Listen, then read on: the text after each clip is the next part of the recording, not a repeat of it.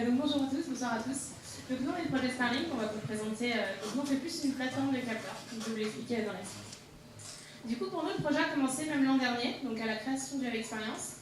Une partie de l'équipe Starlink était déjà engagée au projet Eagle. Donc notre but l'an dernier était de faire un algorithme d'évitement d'obstacles, de manière à pouvoir envisager un vol autonome et sécurisé des drones. Donc on travaillait pour développer cet algorithme avec une plateforme de test qui était le DJI Matrice 100 et sa système de plateforme, sa plateforme de capteurs pardon, qui était la plateforme Guidance. Donc on a réussi à faire un algorithme d'évitement d'obstacles qui soit fonctionnel et qui aboutisse du coup à ce qu'on voulait faire. Par contre, on a eu quelques limitations de la plateforme de capteurs, puisque c'est une plateforme qui fonctionne en boîte noire. On sait ce qu'on lui donne et on sait ce qu'elle nous retourne comme information. Par contre, on ne peut pas connaître vraiment le traitement interne à la plateforme. Et c'est ce qu'on a voulu dépasser cette année. On a voulu cette fois créer notre propre plateforme de capteurs afin de pouvoir maîtriser parfaitement les traitements. Donc cette année, nouvelle équipe, nouveaux objectifs. Donc tout d'abord, développer une plateforme de capteurs qui soit optimale pour l'évitement d'obstacles. Donc c'est le premier objectif et l'objectif principal. On voulait également donner au drone une parfaite autonomie de vol. Donc pour cela, il faut que tous les calculs soient faits on-board sur la plateforme. On ne peut pas se permettre d'avoir une centrale de calcul au sol.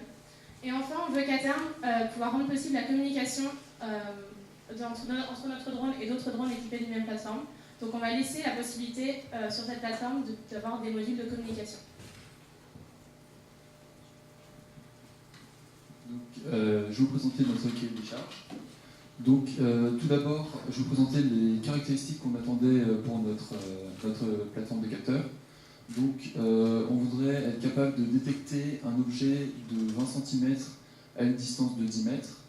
Et on voudrait pouvoir faire une bonne détection jusqu'à au moins 30 mètres de distance par rapport au drone pour pouvoir être capable de l'éviter. En ce qui concerne les caractéristiques propres de notre plateforme, on voulait qu'elle soit la plus légère possible pour ne pas trop peser sur l'autonomie de la batterie.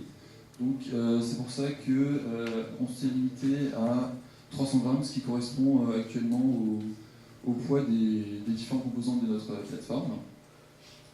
Et notre plateforme actuellement nécessite 6 volts et 600 mAh. Pour ce qui concerne le temps de réaction du drone, on souhaite à terme qu'au plus tard, il soit de 1 seconde pour permettre l'évitement de l'obstacle à partir du moment où on l'a détecté.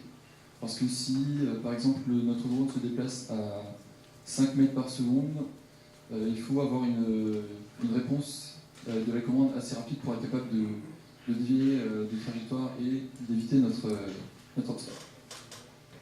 Donc, en ce qui concerne le matériel embarqué sur notre plateforme, nous allons nous servir de la Teensy 3.2 qui est un microcontrôleur qui a l'avantage d'utiliser la technologie Arduino.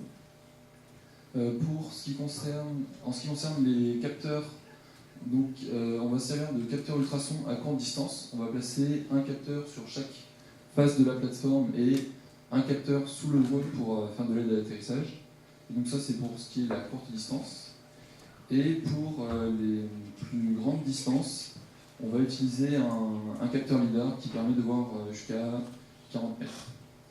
Donc, pour assurer le bon fonctionnement de notre plateforme, on va céder d'autres composants tels qu'un servomoteur ou un moteur, mais je vous en parlera plus tard.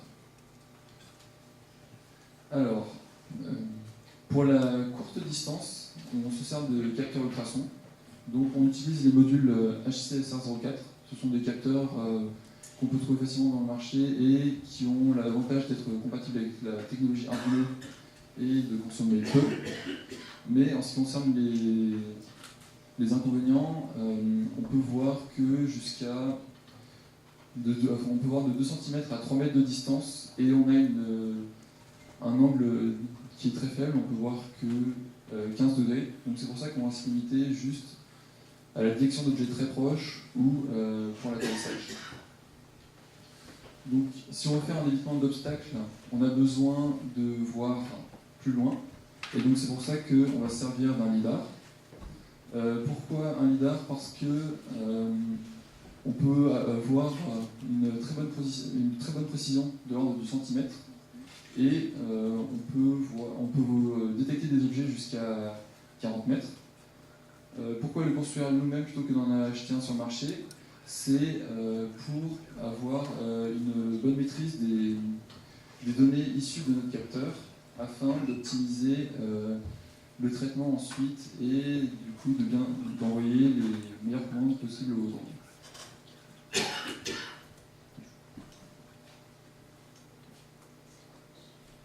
Donc on passe à la partie plus technique de notre projet de conception de LiDAR, c'est le cahier des charges et les calculs. Donc pour un objet placé à 10 mètres de notre drone, on veut une erreur maximale de 20 cm. C'est parce que c'est la moitié de la taille de notre drone. Pour le balayage vertical, on veut une erreur maximale de 1,7 m.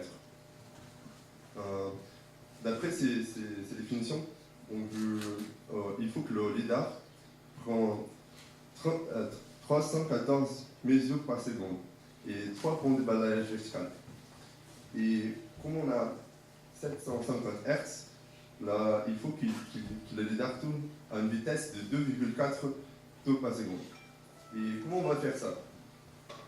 On a fait une modélisation 3D, c'est simple. On utilisera un système de polycourroies.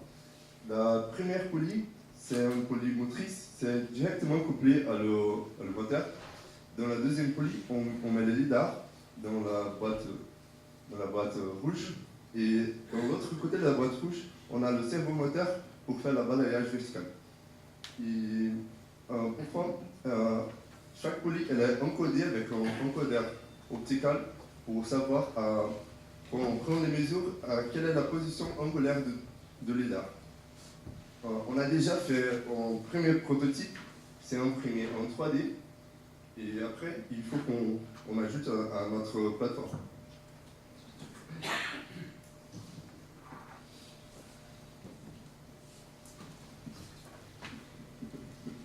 Du coup, cette année, pour nous, a commencé effectivement au mois d'octobre avec le recrutement de la totalité de l'équipe.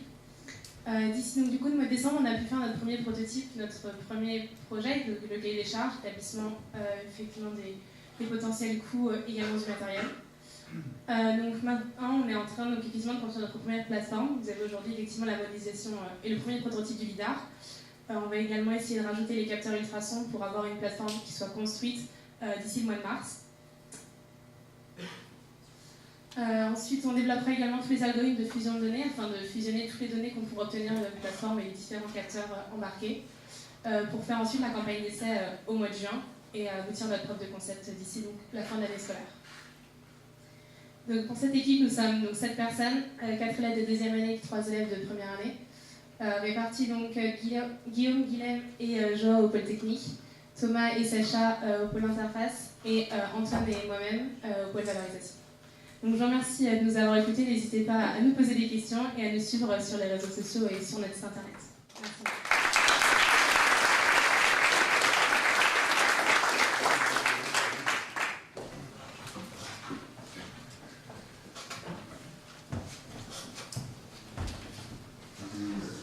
Du coup, est-ce que vous avez des questions à nous poser?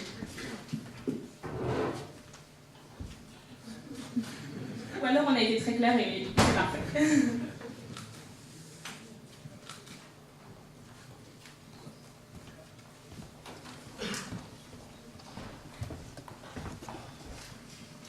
Bonsoir, Christian Baptiste, Athènes. Je voudrais juste revenir sur le montage que vous avez fait en polycourroie, pardon. Quelle est la raison de cet assemblage? Pourquoi on fait comme ça?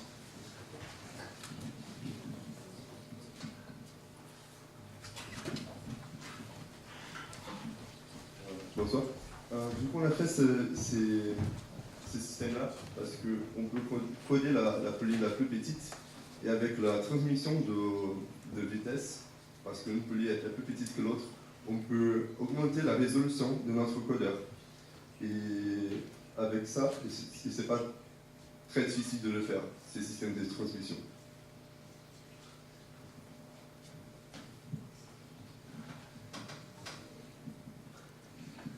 D'autres questions?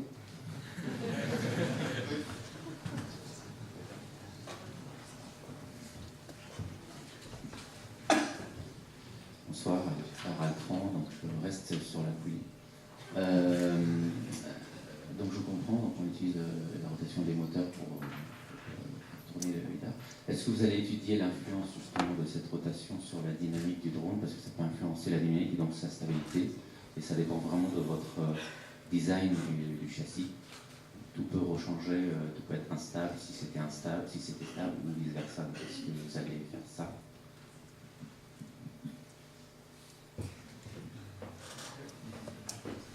Donc on a un logiciel pour la modélisation 3D, c'est le SolidWorks. On va faire une simulation de rotation et pour savoir s'il y a des vibrations dans tous les axes. On n'a pas fait encore ça, mais c'est dans le cahier des charges. Et on espère que la rotation ne cause pas de vibrations pour déranger les drones. C'est ça.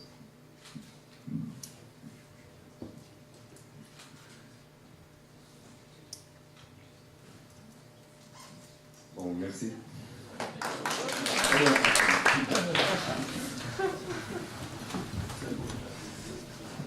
Bonsoir, Jean-Christophe d'Airbus.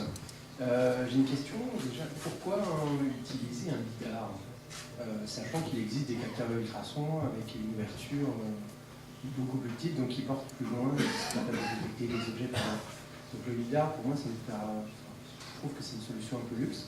Et en plus, deuxièmement, pourquoi le faire, sachant qu'aujourd'hui, sur le marché, on trouve des lidars automobiles notamment, qui sont pas trop chers et qui sont conçus pour les véhicules autonomes, donc proches de votre application.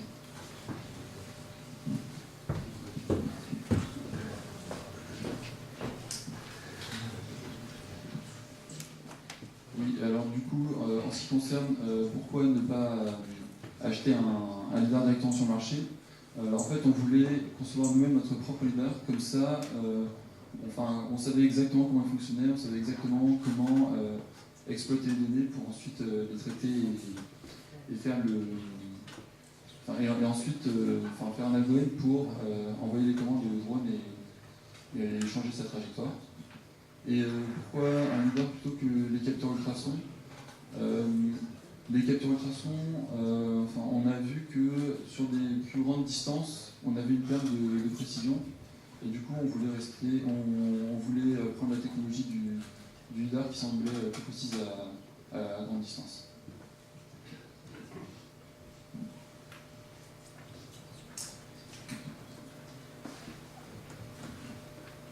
Et oui, du coup, les ultrasons, on a remarqué aussi que sur des tissus, par exemple, c'est pas forcément ce qu'on trouvera à l'extérieur, mais il y a des certaines matières où les ultrasons sont complètement absorbés, donc du coup, on n'a pas de retour des ultrasons. Alors que le laser, il y a quand même très très peu de matières sur lesquelles ça passe pas. Donc on a quand même un retour sur une très grande de matière.